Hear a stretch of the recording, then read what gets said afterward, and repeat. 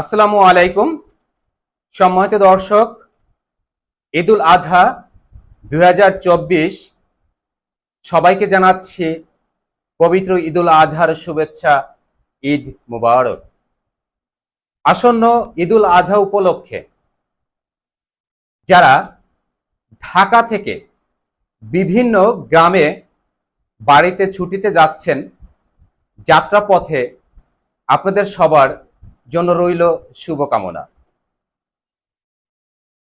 আমরা যারা ঢাকা থেকে গ্রামের বাড়িতে যাব, যাওয়ার আগে অবশ্যই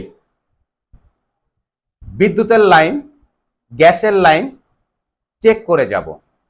চেষ্টা করব বিদ্যুতের লাইন সম্পূর্ণ বন্ধ রাখার জন্য।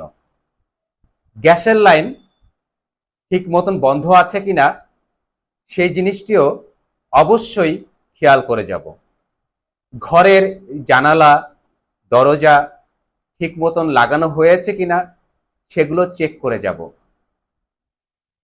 যাত্রাপথে ঘর থেকে বের হওয়ার সময় অবশ্যই মাস্ক পরিধান করার চেষ্টা করব। যাত্রাপথে অপরিচিত কারো হাতে খাবার খাবো না।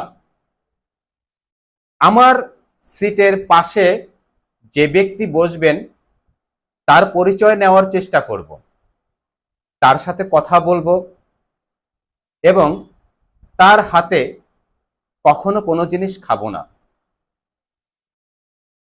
একটি কথা মনে রাখতে হবে, সময়ের চেয়ে জীবনের মূল্য অনেক বেশি।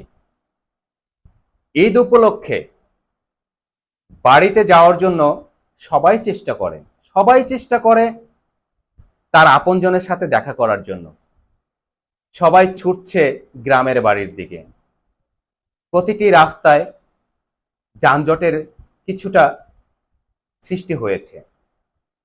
অনেক জায়গায় দেখা যাচ্ছে যেখানে যেতে সময় লাগে 5 ঘন্টা, সেখানে লেগে যাচ্ছে 8 ঘন্টা কিংবা 10 ঘন্টা।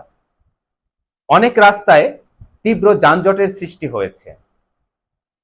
এই জন্য আমরা চেষ্টা করব অবশ্যই বাড়ি থেকে একটু আগে বের হওয়ার জন্য, তাহলে নির্দিষ্ট সময়ে আমরা পৌঁছাতে পারবো ইনশাল্লাহ। বর্তমানে মলমপাটি অনেকাংশে বৃদ্ধি পেয়েছে। বাংলাদেশ পুলিশ প্রশাসন তাদের বিরুদ্ধে অ্যাকশন নিয়েছে, রাস্তায় কাজ করছেন।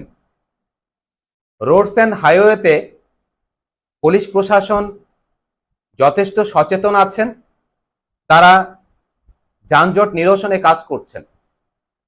তারপরেও ঘটে যাচ্ছে অনাকাঙ্ক্ষিত ঘটনা।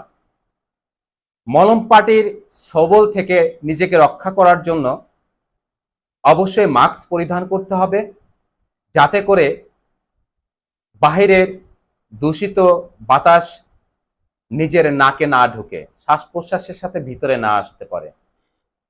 আমাদের সবার যাত্রা শুভ হোক। সবাই যেন